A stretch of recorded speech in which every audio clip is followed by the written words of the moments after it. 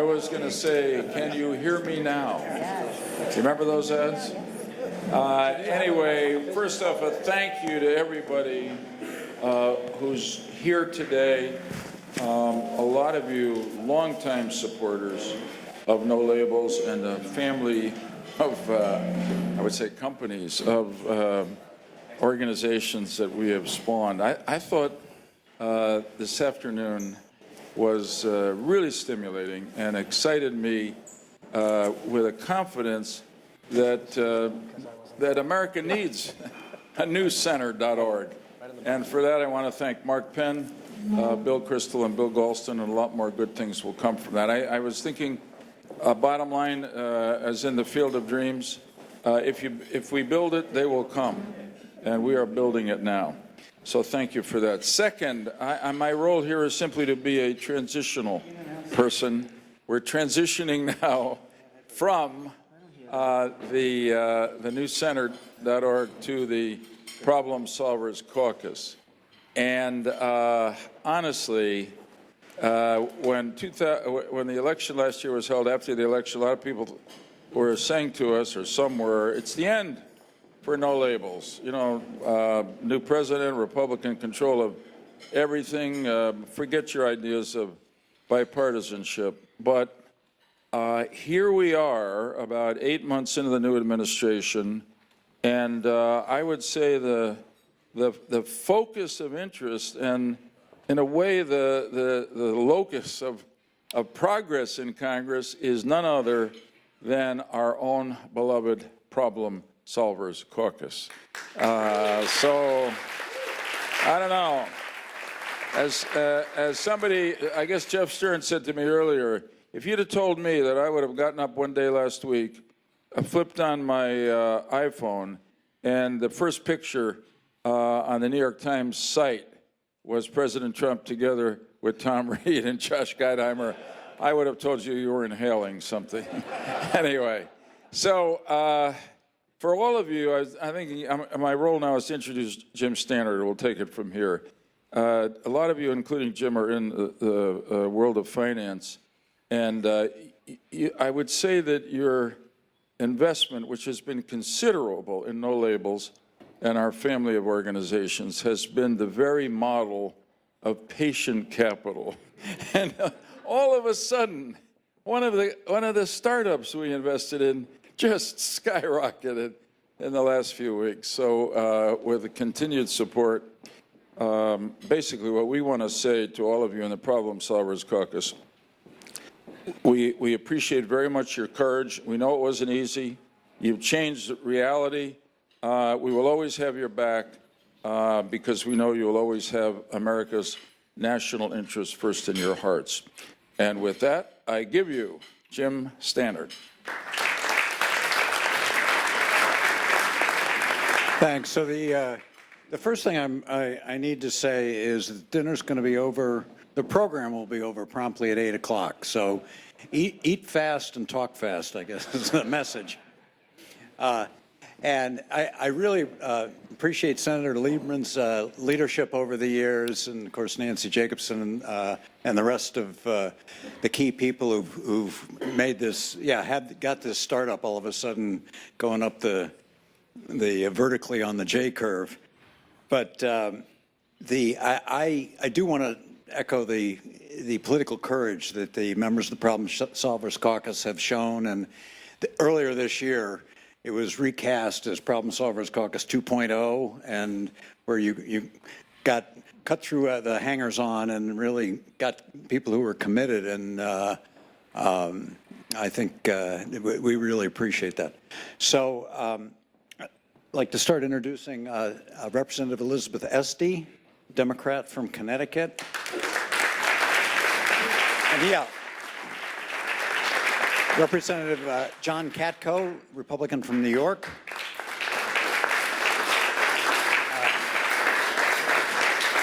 Representative Tom Reed, Republican, New York, and the co-chair of the Problem Solvers Caucus. And Representative Tom Suozzi, Democrat from New York. And the moderator is Stephanie Rule from MSNBC. High five down the line.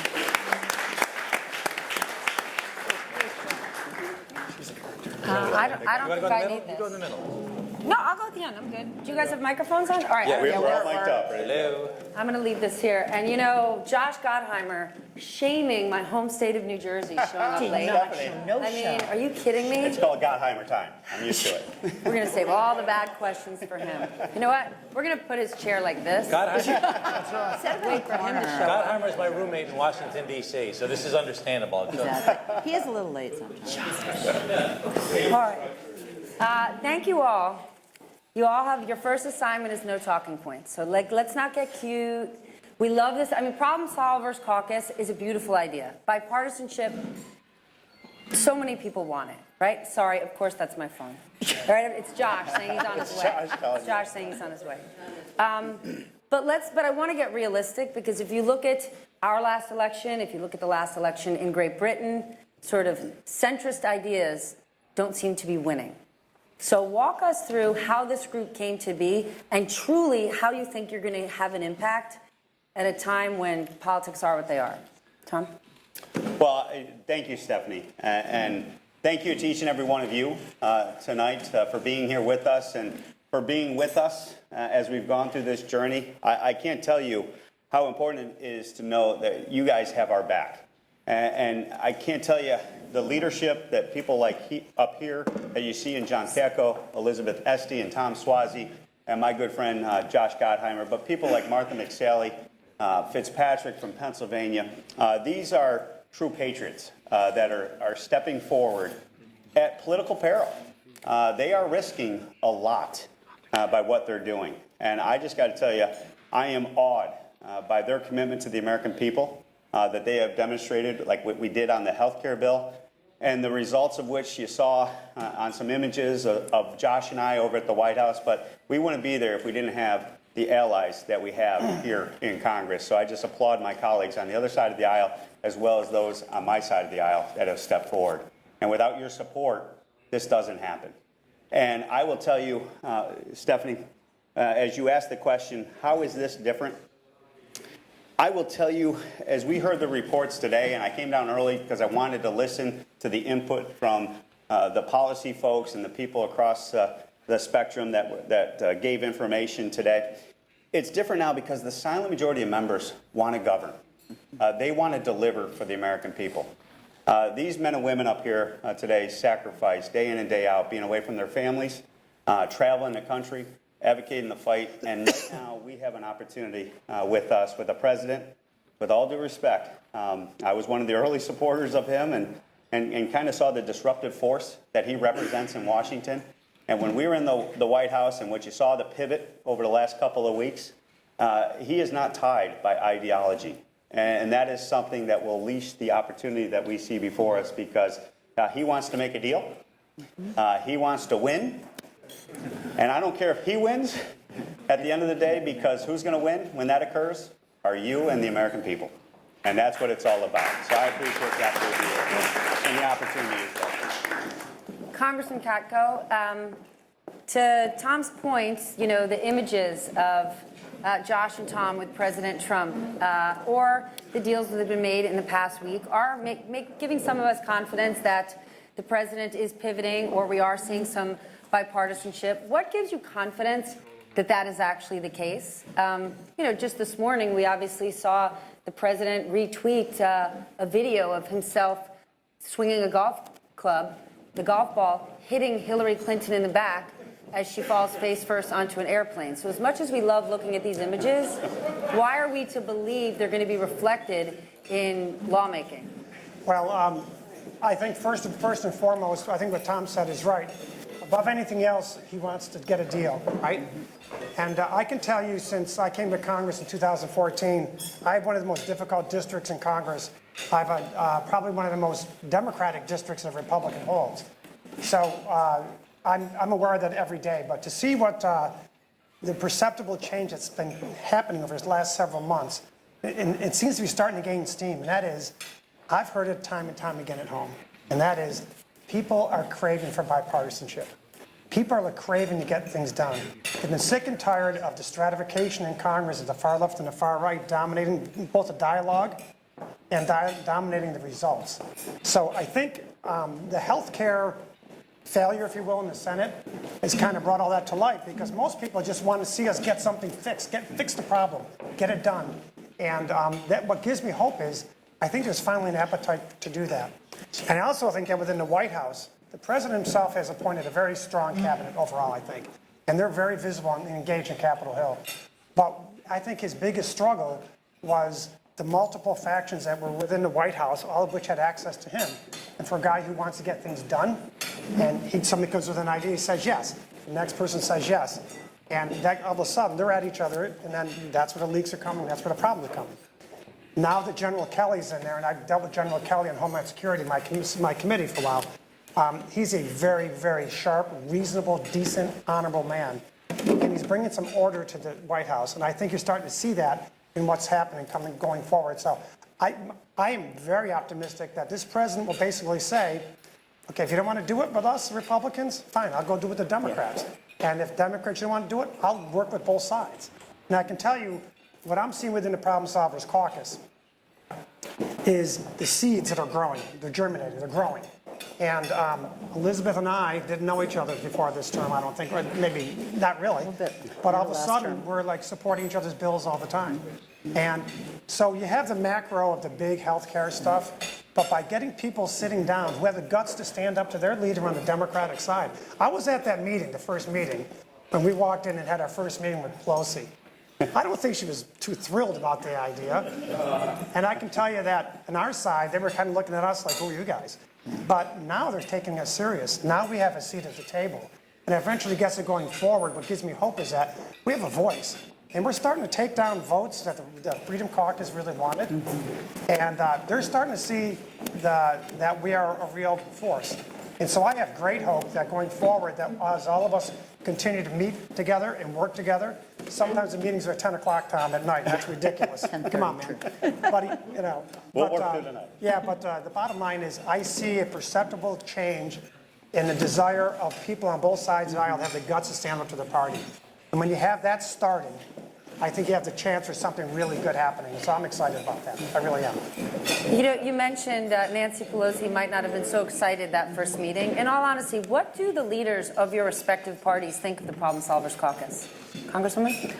Well, like Tom I was elected in 2012, and I had looked a little bit at No Labels. I've known Nancy for a long time. But I have a tough swing seat. No Democrats held it more than 3 terms. Nancy Johnson, moderate Republican woman, held it for 24 years. And I went to some initial meetings in 2013. I thought, I don't have time for this because they're not getting things done. And I think what unites us in our caucus now, in the Problem Solvers, is not a D after our name or an R, but it's an A for American and an E for effective. We want to get stuff done. Last election was a primal scream for get stuff done. And my district is 43% neither of your party's party. Think about that. 43% in Connecticut not registered in either party, and we have closed primaries. These people are giving up their right to even choose the candidates. And that is an incredibly damning commentary on where people feel the parties have gotten to be. So party leadership is not thrilled about this, but I will tell you this. I mean, some of us work out with Paul Ryan early in the morning. I've gotten to know Nancy Pelosi. The people we serve with are patriots, are people who are deeply concerned about the country. They're deeply concerned about democracy, and that includes our party leadership. And they actually want governance. And I think both, Leader Pelosi and Paul Ryan, Speaker Ryan, want governance and are really concerned that extremes in both parties and dysfunction and disequilibrium in the White House could risk that. So that's creating a climate for us actually to get things done. So I am more encouraged. That's why I got involved this go around in a way that I decided it was not worth my time, 4 years ago. So I don't think the challenge for us is really the leadership of our parties. The challenge has to do with the public and not the general public. The general public is what everybody said up here is they want us to get things done. My campaign theme was Swazi gets it done. So, I'm all on board with this idea. But most seats in the United States Congress are guaranteed Democratic or Republican. Over 400 seats of the 435 seats are going to be definitely Democratic or definitely Republican. So you can't lose your race in the general election. The only way you can really lose is if you lose the primary. And nobody votes in the primary except for people that are very extreme. On the Democratic side, they're radical left. On the Republican side, they're radical right. Less than 10% of the people, maybe 12% if you're lucky, will vote in a primary. So what happens when you're in a safe seat is you're constantly trying to make sure you're safe with those people at the extremes of your party.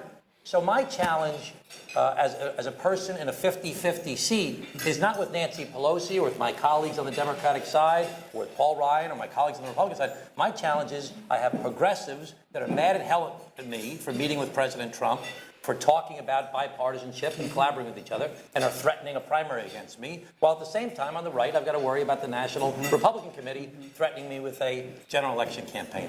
And this is what everybody faces. They've got to worry about the extremes in their own party threatening them, and about also at the same time straddling that while trying to deal with the general election as well. So that's the reality of what people face. But most people, one thing, I'm a freshman, I'm brand new to the Congress. I was a mayor and a county executive, a CPA and a lawyer.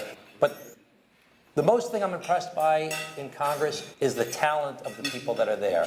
There is a lot more talent than I expected to find. These certainly my colleagues up here. But there's so much talent in Congress. And it's not that people are wimps, so they're no good.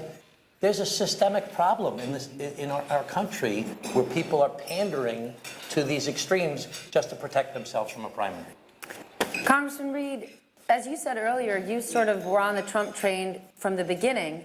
Do you agree with Congressman Katko's argument that General Kelly now being chief of staff is a net positive in terms of bipartisanship? Because if you were supporting President Trump from the beginning, President Trump from the beginning was flanked by Steve Bannon. Yeah, no, I appreciate that. And I do appreciate John Kelly being in the chief of staff role. And I think he's bringing that discipline that maybe the White House, as it transitioned into this administration, that we saw just as any administration, getting its legs under themselves and getting in a position to govern. And John Kelly, I think, has brought that military type of discipline to the office. But I will note, even though I was one of the early ones to endorse Donald Trump, the beauty of the Problem Solvers Caucus that to me it represents, we're all proud conservatives, we're all proud Republicans, proud Democrats, proud progressives, if you want to put that label on each other. We advocate for our philosophy, but what you're seeing happen that I'm so proud of in this caucus is we have created a culture where we can trust each other, that we can have a conversation that doesn't leak, that doesn't get out there, that doesn't get out to the press, that pits us apart against each other. And I will We're tell working you, on that. as you got the camera live It's just right a matter here of tonight. time. You just started, really. But I will tell you, it's not that we give up our ideology or anything of that nature. We bring passion to the table on what we believe is the right way to govern. And I find that in most members of Congress, that they're good patriots. They have a different philosophy on how to solve problems. But what our difference is we sincerely are willing to take on the heat for when we say, you know what, those folks on the other side, they got a good idea. Or they got a good way of looking at this. Let's solve that problem together. So, I understand Steve Bannon. I understand John Kelly. But at the end of the day, all I can control is what I do, day in and day out. And being associated and surrounded by folks like this, I think is the only path forward for us to solve America's problems. President Trump cutting a deal with Nancy Pelosi and Chuck Schumer. Is it a one-off, or is that going to be the path forward? It remains to be seen, okay? I mean, the president will get impatient with people if they can't get things done. And that's not necessarily a bad thing. But I think in the end, by him reaching out and the Democrats reaching out to him, that's generally a good thing. During the campaign, I decided not to vote for President Trump. And I wrote in Nikki Haley's name, and turned out it wasn't such a bad choice. She's doing a pretty good job. She appeared before my committee. But the bottom line is I want this president to be as successful as any president in the history of our country. And quite frankly, I wanted President Obama to be successful too, because when they're successful, we all benefit. So I think moving forward, I just hope that that the jockeying and the stratification of the left and the right is broken through by people like us. And if we do that, it'll be a little bit easier for the leaders of both parties to go and talk to him. And I think about this in 1980. And I just ask you to do a little bit of homework when you get home tonight. Look up the debate between George Bush and Ronald Reagan in 1980 on immigration. Just Google it on YouTube. Ronald Reagan, the conservative bastion of our party, the icon, right, was talking about amnesty, and he was talking about compassion in the context of immigration. How far have we come from that, right? And Ronald Reagan struck deals with one of the most liberal leaders of the House in modern times, in Tip O'Neill, with a democratically controlled House. What did they accomplish together? Think about that. Immigration reform, Tax reform. Social Security reform, tax cuts, and then tax reform. And Ronald Reagan's mantra was, I'll take what I can get now, I'll take 60% now, and I'll keep working on the rest. That concept is gone with the scorched earth, winner take all, you gotta have everything mentality. And the only way we're gonna break through it is give our party leaders some cover by having people with the guts like we have in this caucus to vote outside your party's comfort zone sometimes. And if you do that, I think you'll see more of the parties starting to inch towards the middle. And maybe, perhaps neutralize the other side, that side. Then what's your game plan to make these plans that you have to push them to become laws? Congresswoman, if you think about what you've already done this summer, you put forward a plan to stabilize the insurance markets, around small business tax reform, around regulatory relief from state to state. These are great ideas. How do you get to the next step? Well, we're already getting to the next step. We met about 2 weeks ago, 10 days ago, with 10 of the senators. There were about 20 House members, 10 senators. Some people in this room were part of that meeting. And I will tell you, as House members, we never meet with the senators. You know, they are way too august for us. Careful, Senator Lieberman's here, be careful. No, but he's former senators are willing to meet with us. So in the Kennedy caucus room, and we had a great conversation. And indeed, you know, Senator Lamar Alexander and Senator Patty Murray, in fact, this past week, did have hearings in what's called regular order, which is Washington speak for like actually use the committee process. So they brought people before the committee, they had hearings, and we actually met with and did some work with Senator Governor Hickenlooper from Colorado, and Governor Kasich from Ohio. So we're working with the senators, we're working with the governors. Governors have to get stuff done. A lot of us have served in local office, we're mayors or first selectmen or councils, where you really just have to get the job done. And I think there is a growing pressure and desire to govern. And that creates this opportunity. Frankly, the uncertainty opens that door. We're working on DACA right now. We've got a DREAMer task force. John and I are going to be working on infrastructure. We serve on the infrastructure committee. We've met with Secretary Mnuchin, and he says, no, keep tax reform and infrastructure separate. And we say, no, put them together. We've had this conversation several times, and with Kevin Brady. I think there are openings. And frankly, when you overturn the fruit bowl, there are some possibilities, and that's where we are right now. So that's exciting. It's a little death-defying, a little scary, but it is possible for us to get some things done. So we're excited about that. So I think it's important to look at some basic things. You know, to change the status quo, you have to accept the fact that some people are benefiting from the status quo. They like things the way they are now. They're benefiting from the status quo. So if you want to try and... The American people aren't. No, they're not. Exactly right. No, there are groups that are benefiting, though. That's what dark money is about. That's what a lot of things that are holding our country back from addressing the same issues. We haven't done tax reform since the 1980s. We've been talking about immigration since the 1980s. We've been talking about climate change since the 1980s. We've been talking about gun violence since the 1980s. Whatever these people, there are people that benefit from the status quo that want to keep things the way that they are, and they're going to try and protect the status quo. So if you want to change things, you need three elements. First, you need the answer. What do you want to change it to? These are very smart people. We've got smart people in our caucus. No Labels does think tank stuff. There's lots of think tanks in Washington, D.C. There's lots of answers out there as to what you want to change things to. The second thing you need is the guts. You have to be willing to stand up and fight for the change, because there's going to be people that try and squash you like a bug because they like it the way it is now. And if you dare say you want to change it, they're going to work against you to stop you from trying to change it. But the third thing you need that's most important is the ability to actually win the fight. You have to be able to win the battle, to actually use the ideas, use your guts, and actually succeed in getting it done. That's why this team that we have between the Problem Solvers Caucus and No Labels is so important, because we're a team. My concern is with the president, quite frankly. The president wants to get things done, I believe. He wants to be disruptive. He wants to change things. He wants wins, as my colleagues have said. A lot of his people he has on his team are very talented, smart people. Gary Cohn was in our meeting the other day. General Kelly, we've spoken about already. So many smart people.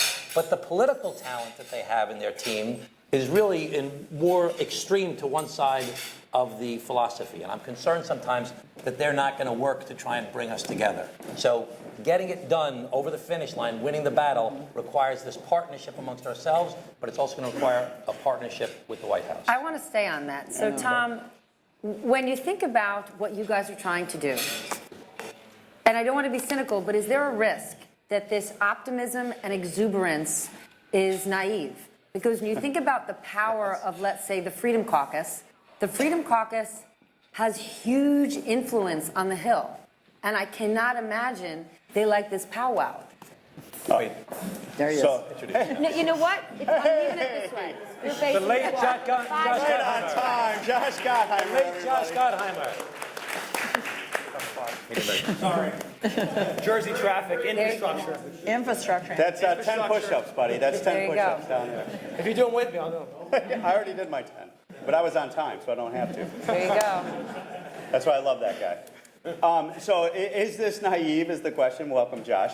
I will tell you, when I first got involved in this, and then also when we went to Problem Solvers Caucus 2.0, as Jim pointed out, I got point blank told by many in leadership.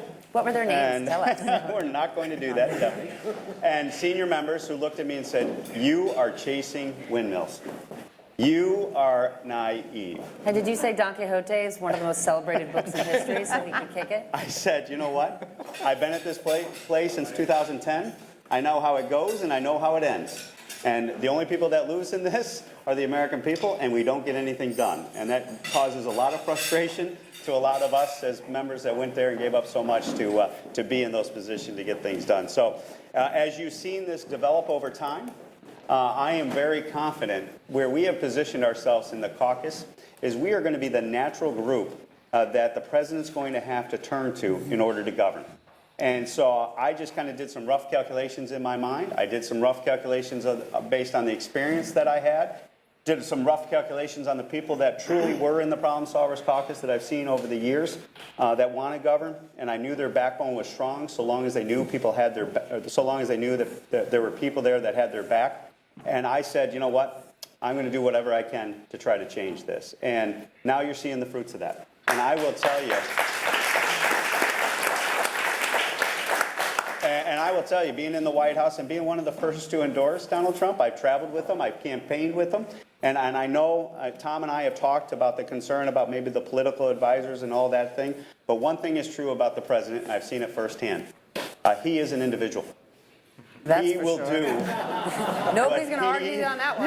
Yes, amen, Stephanie. He will do what he thinks is best for himself and for how to move the agenda forward. He'll take the advice, but I will tell you, he is somebody I have never, the self-confidence of knowing who he is and the self-confidence in trusting his instincts and the self-confidence of saying, you know what, to all you guys, we're going a different way. And if he didn't have that type of instinctual behavior on the political field, he would not be president of the United States because everybody told him, you could not win, you can't get this done. And so to all the advisors around him, I appreciate that. But at the end of the day, I think at this point in time, with all of his faults, he represents the best opportunity to disrupt Washington, D.C., and that's where us as a group can backfill in there. Because let's be honest, the ideology can go a little this way and that. But at the end of the day, he wants to get results, and that is going to serve us all well for the American people. But Congressman Katko, has the president charged Republicans, or Republicans and Democrats, but really Republicans, with the gargantuan task of having actual solutions? Because the president did have the emotional intelligence to know how to read a room and tell the American people, I'm going to fix it, you know, no more of this, yes, we're going to get this done, no, we're going to end that. But he didn't offer any solutions. And so the amount that you have to deliver is extraordinary. How are you going to get that done? You have to reach across the aisle, period. And quite frankly, we blew it this year with the health care bill. But with regard to Because- health care, what President Trump offered on the campaign trail has nothing to do with Republican ideals. That's exactly right. Well, here's what my point is this. We made no effort to engage the other side, no real effort to engage the Democrats. In 2008, the Democrats made no real effort to engage Republicans. And in the end, they both the product that came out in 2009, the health care bill, was highly flawed and has created the problems we have today. And by us trying to ram through on legislative gimmickry, a change in 20% of the economy without engaging the other side is, to me, political suicide. And we blew it in Congress, in my opinion. And I didn't vote for the bill. And you wouldn't believe the hell I caught back home. And I just thank God for single malt scotch because it got me through it. But, it still does. But bottom line is, perhaps was where I came from. I was a 20-year federal organized crime prosecutor, and the threats of my life and the threats of my family's life, based on people I prosecuted all over the world, were pretty serious. So I'm not afraid to get out there and stand. But I'm starting to learn that my colleagues are starting to show the same appetite. I had 15 bills pass Congress the first term, and 8 of them were signed into law by a Democratic president. No, that's not, I'm not trying to toot my own horn. I'm trying to talk about a strategy. The very first person on every single bill that I got introduced was a Democrat. And it was borderline heresy to do that. And now Elizabeth Estes always saying yes to me. I'm always saying yes to her bills. We help each other out. But the bottom line is, that's a very small example of what we can do if we have the mentality of trying to work with the other side. And the more you start opening those cracks of cooperation, the more we might get back to a time where Tip O'Neill and Ronald Reagan were getting colossal things done. Could imagine this Congress, if we got one of those things done that they got multiple done in the 80s, where we would be as a Congress and a nation. People are dying for that, right? So yeah, I firmly believe we can do that. I firmly believe that we can get it done. I firmly believe that it's incumbent upon us in Congress to stop trying to use our party and that's it mentality. We should engage the other side. We should sit down. And when they say no, try again. When they say no, try again. And don't stop asking. It's like my teenage kids when they want to take the car. No, no, no, Christ, okay, yes. It works. It works for them. It should work for us as a country. So I think we cannot give up, okay? We cannot give up. We should dispense with, using reconciliation to ram things through. We should force the other side to come to the table and God help us. Maybe bend a little bit. Maybe include some of the things that they want. Yeah. And you know what? And then in the end, you're going to get progress. If you don't do that, if we keep going winner takes all, our way or the highway, the Democrats, no offense, because that's what they did when they were in Congress. And in 2010, they got 80 people swept out of office, right? In 2010, they came in. I think a lot of people mistook the mandate from 2010 as a sea change in political philosophy. It was not. It was a rebuke to people not working with the other side. And we've been that way ever since. And this group, in my mind, serves the best possibility to do that. So on the big things, yeah, we got work to do. But you know what? The little things we do in each day, helping each other out on bills, getting base hits, getting singles, getting doubles, getting triples. That's what's going to start letting these seeds grow. And I firmly believe that we can get it done. There's no doubt in my mind we can. But Josh, if extreme ideas are what helped President Trump get elected, why is it that the solution in governing will be centrist principles? Well, I think more than anything, and I think, Tom, you were saying this, is he wants to win, right? He wants to actually move the ball. At least I get the sense that he actually wants to move the ball forward, and he'll go any which way to find it. And this first months, he has gone one strategy, he's hit the wall. It's hard, by the way, it's hard to control everything, right? I think, those of us who worked for President Clinton in that world, when we controlled everything, it's tough. When it's divided government, it's a little easier because you can find a way through it. And I think he's realizing that he just keeps hitting the wall. And you probably covered this before I got here, but the Freedom Caucus in that world right now is controlling the Republican agenda. You've got 30 people that are pushing him further and further to one side, and you lose people in the process. Obviously, you're not getting any Democrats, and there's no attempt to, as Katko said. So that's a problem. I believe and we'll see how long this lasts. We'll see if a week from today, if this new era of bipartisanship is still a new era. But I'm actually confident that if we can help show some wins, if we can find that middle ground for him, but like DACA is a great example, right? There's a chance. Now, healthcare is another one where we think we worked on a bipartisan plan. Now, of course, you're learning that the Senate seems to be, with Cassidy, trying to jam through another repeal bill, which obviously would I believe, really set us back. But I'm hoping with DACA and tax reform and infrastructure, we can find some middle ground wins. And it'll be good for him, right? I think it's good for the country. So, I had a town hall this morning, and somebody was, someone from the far left was screaming at me that I went to the White House this week, and I said, no, that was Tom Reed, that wasn't me. Look how We long, look by the identical, way, Jack. Tom, your tie is very long. I know. Is And I that, was like, is noticing that that. a Trump thing? Is it taped in the back? Yes, it is. That's a Trump thing. You know, and the other day I said, but shouldn't we try to find areas where we can make progress? And that person said to me, but you'll let him win. And that's, you can't give him a win. And I'm sure Elizabeth, you hear this too, and Tom too, right here at the time. How could you give him a win? And I say, whoa, isn't it, I don't know, forgive me, but don't we work for the country here? Right? I mean, I know this called me crazy, but isn't that what we're supposed to be doing? Stuff that actually helps the country? That's a win. And by the way, we'll all get credit. Everybody will look good. And I think you really need to adopt that approach. That's obviously what our caucus is about. But not a lot of friends sometimes on the extremes. Are we going to see your plan, Congresswoman? You know, you had mentioned it before.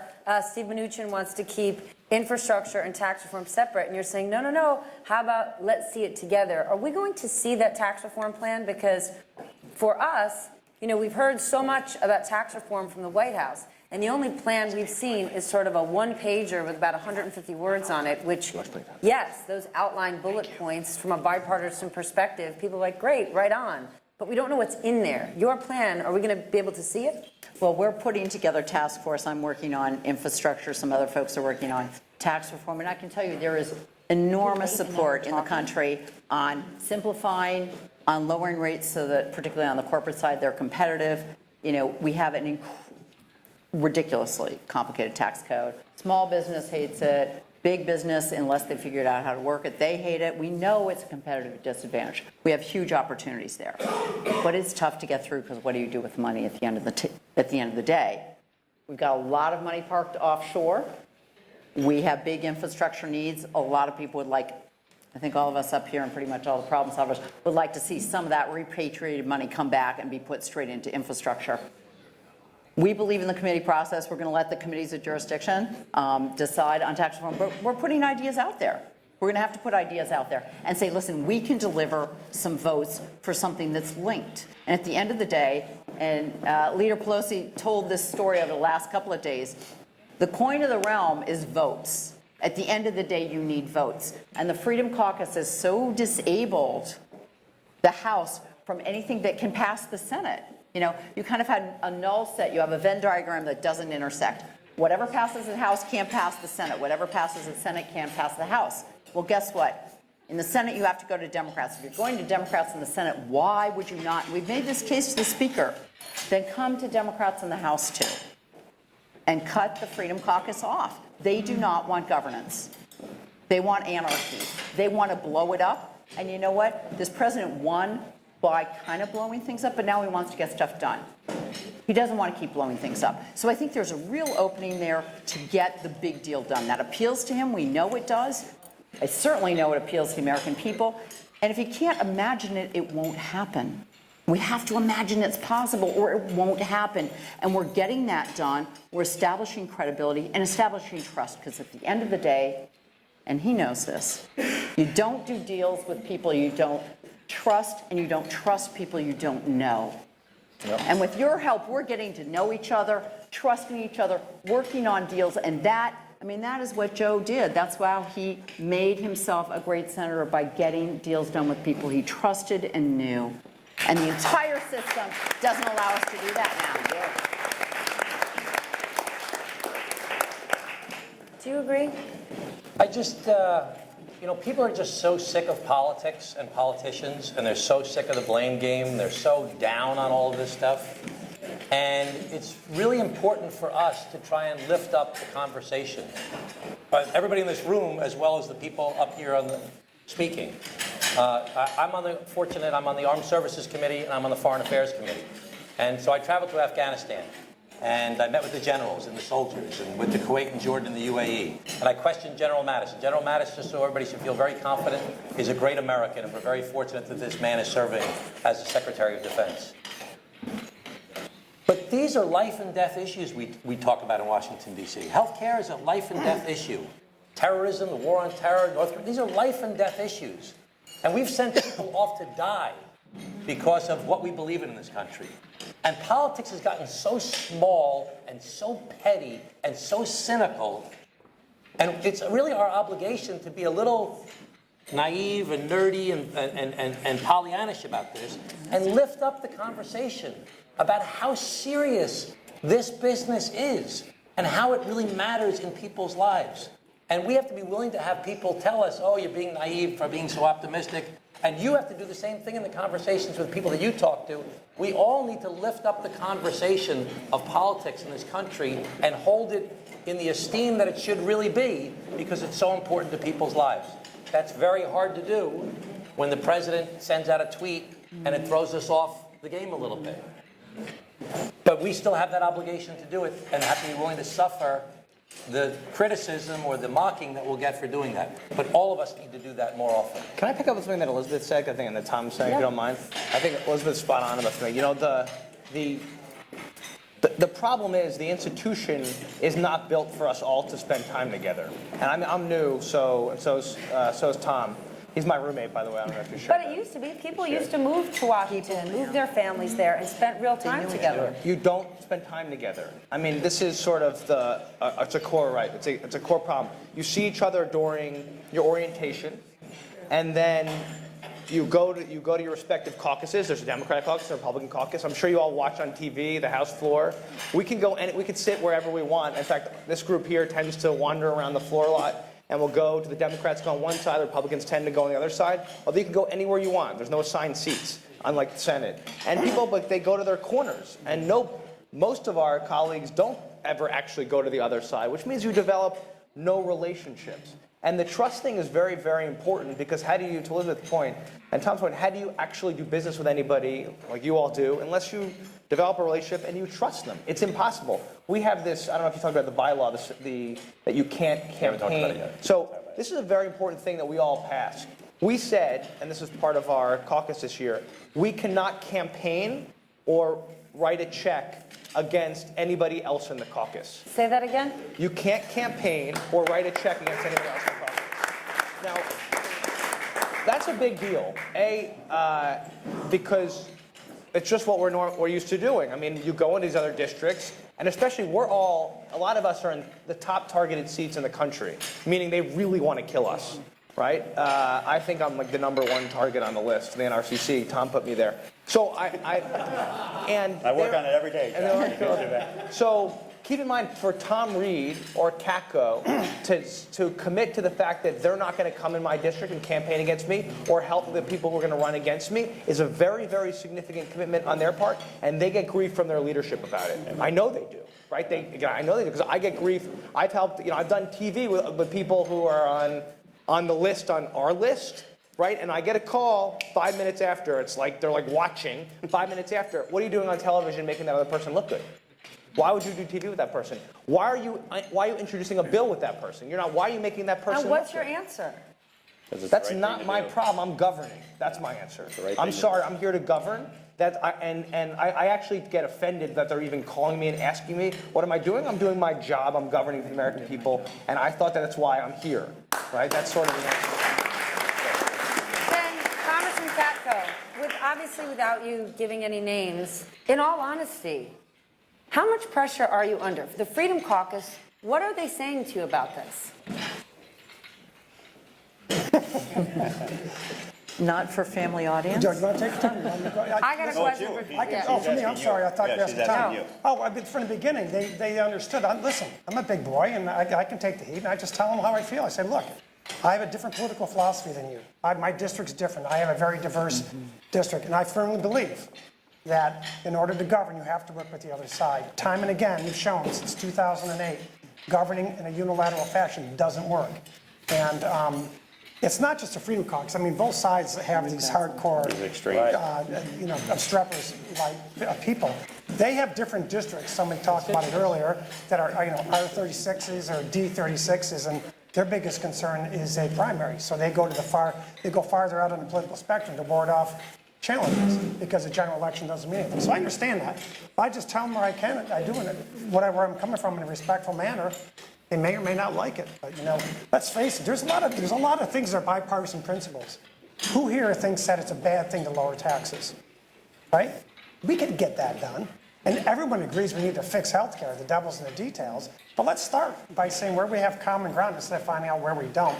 Now, some people make money and they raise money off of being very conservative, very liberal. And they make money off of capitalizing on anything that may even be seen as a moderate or centrist idea.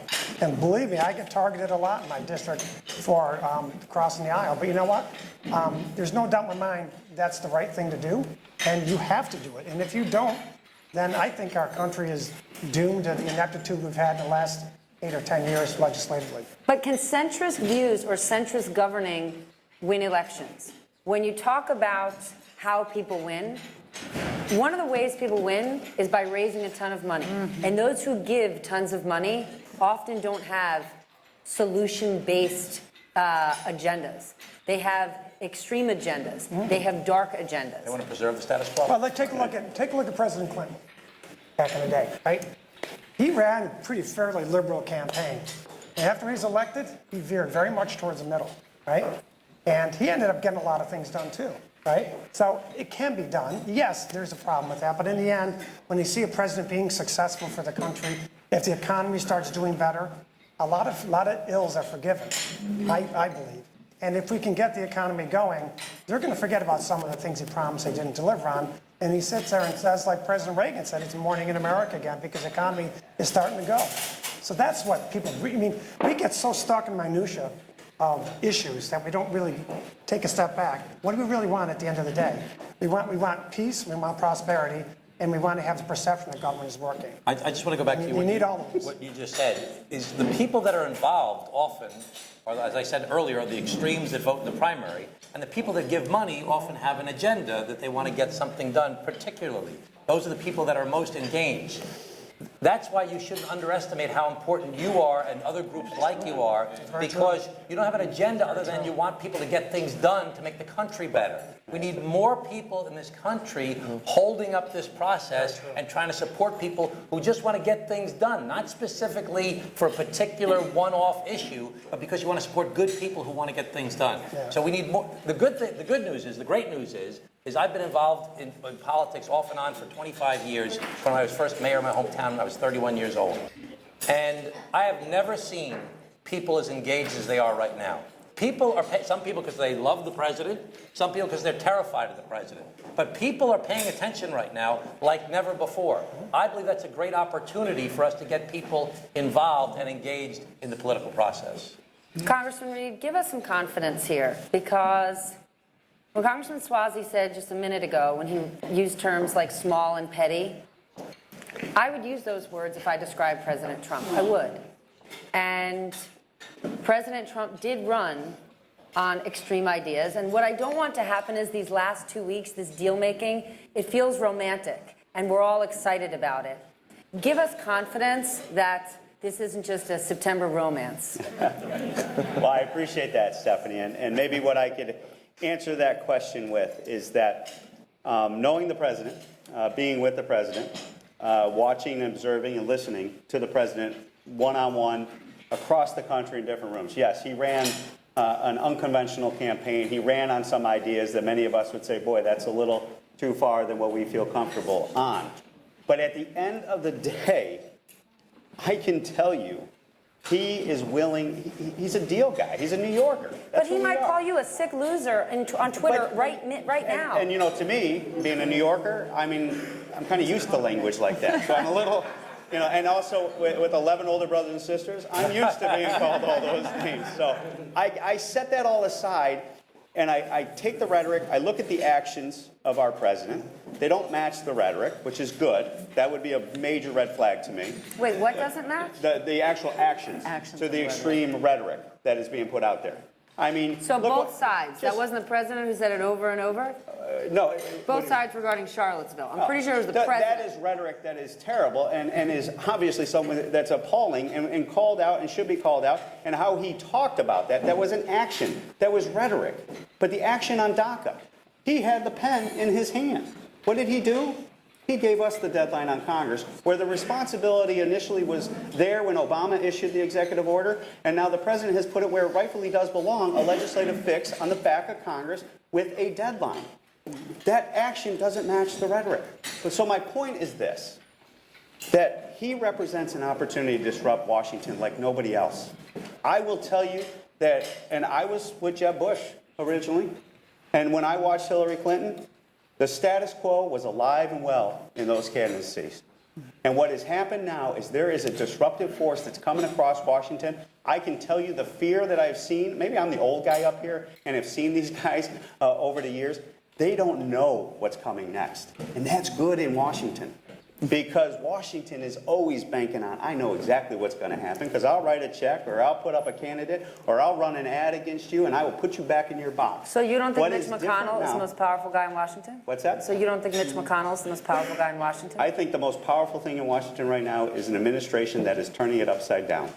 And I think that Mitch McConnell and Paul Ryan carry a lot of power, but at the end of the day, they can't get things done because we have been beholden to our extremes on the hard right. And I've been there since 2010. I've seen it time and time again. We can't govern. We cannot govern on our side. I'll say it, Stephanie. I'll say it here on the cameras. And that is where we are as a party today. And because we are there, it provides an opportunity. And we have a partner. Listen, I wrote 16 personal letters to President Obama when he was in the administration. I said, I will work with you on any issue that is there. And he's out on the camera saying, I'll work with any member of Congress. Guess how many responses I got? Not even from one of his assistants to tell you, well, thank you for being a good citizen, and we'll take that under consideration. Not one response. This president has had hundreds of members down to the White House, Democrat and Republicans, developing relationships with. And to me, that provides the foundation, the platform upon which we can seize it as governing members. He is willing to stand up to that hard right, as we saw the last 2 weeks, and will say, you know what? I'll work with the other side. Now, in my humble opinion, I don't believe that a legislative agenda can be accomplished for the American people that are going to be led by folks like the leaders on Chuck Schumer and Nancy Pelosi. I just don't see that happening. I see the natural pivot coming back to guys like this, with the influence of Nancy Pelosi and Chuck Schumer and the others. But at the end of the day, that legislative tally that's going to get to 218 and 60 is going to require this group. And this group doesn't exist. And I got to stress this back to the point of what's different and what gives this optimism and hope is without you, without your support, and when I mean that, I mean financial, your influencers, your circle of friends standing with us and spreading that word. This doesn't exist. This will be killed. And you need to stand with these guys. You need to stand with them through and through. And you know, when you get challenged by the folks that you're close to on the extremes on both sides, because there's people in this room that are close to them, you need to say to them too, no, we're not going to be part of that. We're not going to continue that effort. And you're going to have to send the message to them, just as we are sending to them. We need a different way to break this gridlock, because being beholden by All right, before we go, quickly, just right down the line. Who's a bigger obstacle for you, Republicans or the far left of your party? Right now, the And far remember, left. you two both fail at the speed round every time you come on TV. Yankees. Make it Yankees. tight. Make it tight. Far left. Far left. Yeah. Far left. Far right. Far right. I'm a split district, so I think it's failure to believe it can happen. The public needs to know it Is that can one of the happen. choices? No. I let the woman choose what they I'm want. arguing. I'm always going to you let would the be woman killing pick me if I whatever. did that on your Guess what? show. I'm siding with. No matter what she says, I'm going to go with her. I'm so you know. speaking up for Article 1. I want to actually follow something that Tom said. There's a unique opportunity to reestablish, to right the disequilibrium in our country. Both sides have complained about an imperial presidency. It's risky. A lot of Republicans didn't like it under Barack Obama, and a lot of people don't like it on both sides of the aisle right now. It is too much concentrated power in one person. Article 1 is the Congress. It's the voice of the people. And this may actually shake things up enough that members of Congress reestablish and say, we need to decide, and we shouldn't be shooting for 50% plus one. We should be shooting for 75% of the members of Congress across this country, which is the ratio we have in our caucus, to come to agreement. Don't just try to drag it over the line and have it undone in the next election. Build consensus. Take the time to find the issues of agreement and build on that. And you've got to break down, and you put the next one up and the next one. It's slow, but it is the only way out. And you are helping us make that path forward. All right. That's going to do it for us. Thank you all so much for your time. I appreciate it. Thank you. Thank you. Thank you. And thank all of you. Well, great. Well, that was fantastic, and we're not done yet. We're going to turn the cameras off and now open it up. Small successes, other people will want to be part of it. Yeah, I was just going to add to that in terms of the numbers. Yes, there's the 35 to 40 swings, but there's a guy named Jimmy Panetta who's in our caucus. He is from a 70% Democratic district. He's our roommate too. He's our roommate too, but he's 70% district. He's in it because he wants to govern, right? You have a lot of people who I talk to who say, They want to do the right thing. Right, who just want to do the right thing. They want to get something done. They feel like, okay, I'm here. I don't want to just obstruct for the sake of obstructing, which, by the way, our caucus, that was our early marching orders, right? Don't do anything, no wins, no matter what, don't give them a win, right? Because we got to get this, do what McConnell did to us, do it back. And so because of that, you have most people who just say, okay, I'm going to follow, I'm going to get in line. But there are a bunch who say, wait, that's not why I'm here. And so I actually think we're going to bring more, like Tom and I, as co-chairs, are getting calls from more and more members who want in the caucus. And by the way, it's not easy to get in because we have, just in the sense of The VIP the club. VIP, you couldn't get in, Stephanie. We have a secret handshake and everything. It's more we want people who take tell it them about the secret seriously. handshake. It sounds great to say you're a problem solver, right? It's one of those great things you put on your wall. It's nice. It's a good thing to run on. But if you're not actually willing to make the commitment, what it takes, 75% you're going to vote. You're going to vote with the caucus. You're going to pay your dues. You're going to agree not to campaign these different obligations, and you're going to show up. A lot of members, I know Tom and I talk about this, when they find out actually what's involved, say, "Oh, I'm not really interested. No thanks. I didn't realize that it was something." Tell us their names. But there are some progressive and there are some conservative members of Congress that have joined the Problem Solvers Caucus because they want to do the right thing. Jeff, I got to tell you, being one from 2010 going forward, 89 Republicans that came to Washington really changed the way the things are operating. The fact that they're seeing the success that we're demonstrating, this silent majority, they're just they're afraid. It's different. It's disruptive. And the silent majority, I think it's there. They come up to us all the time like, oh my God, I thought this was never going to go anywhere. That's what I want to do. And they're coming up and they're saying, and so the more success that we can generate, it's gonna That's what the breed people want. more. That's what the people want. Yeah, that's what I meant when I said at the beginning, I said there's a perceptible change in the mood. It's just exactly what they're talking about. People are starting to say, they're starting to see all of us taking stands, and they want to get on the train a little bit. They're kind of looking at it like, should I or shouldn't I, kind of thinking still a about bunch it. But the thought process is starting to turn. It wasn't there when I came in 2014. It's definitely changing now. And I think people are finally hearing the word that bipartisanship isn't a dirty word, and it's starting to turn. By no means do I say we're going to turn this around tomorrow, but what we're doing is laying the groundwork for that. And the more we grow, the more we get organized, the more we take positions on bills and get out there and talk about them, and the more we have your support, the better chance we're going to have. Yeah, and the fact you have our I'm leaving backs. you all. Thank you for Thanks, having me. Thank you very Thank much. you. I got to put my kids to bed. I was going to say, the fact that you have our backs, can I just add to that? I know when we talk about this, the fact that you have our backs is a very, very big deal. It is. Because, and people have read about this, of what you all are doing. Because the threats are, well, no one's going to be there for you. You want to stick your neck out? Okay, you're going to lose union support. You're going to lose X support and Y support. And they tell you this, right? And when you're in a tough race, it's hard to hear that. But they know, but then seeing what you all are doing really helps ease that. Say, don't worry about it. It'll be there for you. Don't worry about that. Worry about governing. Any other questions? That's great. As the group grows, the problem solvers, and the leverage of this group grows, have you ever thought of trying to influence who's the Speaker of the House, actually swaying a Speaker election for maybe a centrist Speaker or even a nonpartisan Speaker? I know that's a pretty big idea, but I'm wondering, have you ever considered using the leverage We're that not you up guys to that have? yet. What's that? We're not up to that yet. Well, I could tell you, if we could ever do that, that'd be a hell of a spot to be in, right?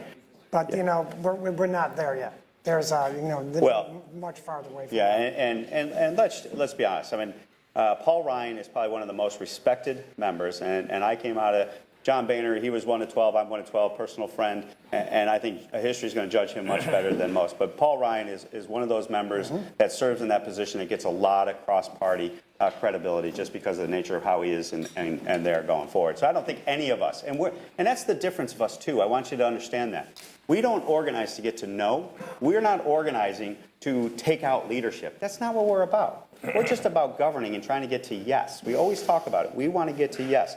Now, and maybe we're kind of, and I haven't thought about this to tell you your question. You know, there are guys in the Freedom Caucus that are ready to pull the trigger on Paul Ryan yesterday. We saw it with John Boehner. To explain what you mean by pull the trigger. Because any member can bring a resolution to call the chair, to call out the speaker and remove him from the office. Now, they can break Humpty Dumpty, but they can't put Humpty Dumpty back together. Right. So, I mean, hopefully we just keep them at the bay, so to speak, because if you go down that path, be careful what happens afterwards, because right now you got a speaker who I believe is one of the most intelligent members of the House, who knows these issues inside out, serving on Ways and Means with them, spending time with them since 2010, each and every week. He to me, is in the right place at the right time. We just got to give him the path to govern to get that taken care of. But, you know, and I actually believe that about Boehner and about Paul Ryan. But they'd still depend on this extreme caucus for their power. If they depended on this group for his power, he would be catering to a different audience, of course. Even if it was the same speaker, he would be the speaker with different people behind him. It might influence the way he's behaving, the bills he introduces, that kind of thing. Well, that's the very practical challenge, because think about it. And the votes are there now. Let's say there's a deal on DACA, okay? Now, DACA, most Americans are supportive of DACA. Most of the people in Congress are supportive of DACA. If Paul Ryan was to put it up, and he would pass, and then the hard right would go after him and try and pull him out. So he's got to make that personal decision as to how he's going to balance that effort. That's the challenge. You guys will vote for Paul Ryan for speaker? 80. Right. Maybe. But that, to your point, you're right. The more members, No doubt. the more influence we have. Yeah, it's math. No doubt about it. It's math. It's So math. until they get like 70 or 80 members, I think that's a fool's errand. Well, if Paul Ryan was being the speaker because he was getting 50 Democratic votes or something like that to be the speaker. Well, that's not going to happen. But why not? Because I'm not... Or 20 votes, you've got him yourself. Because, of course, I mean... would never survive re-election. Democrats only have to vote for someone who has no chance to be speaker? I'd much rather us be influential and show up to his office right now and say, okay, we've got 26 Democrats. Let's play ball. You've got 30 Freedom Caucus members. You're down, 24 to 25 votes every time you go in.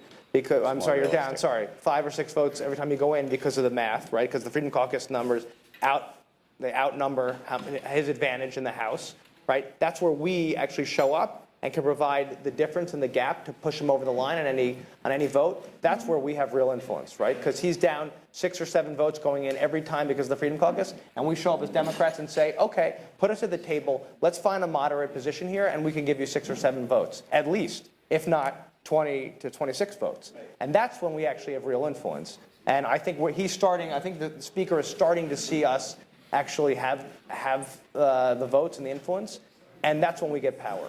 And we're starting to flex that. I agree with that. Thanks, Chad. I wonder, could we go, thank you, could we go back to the DACA question?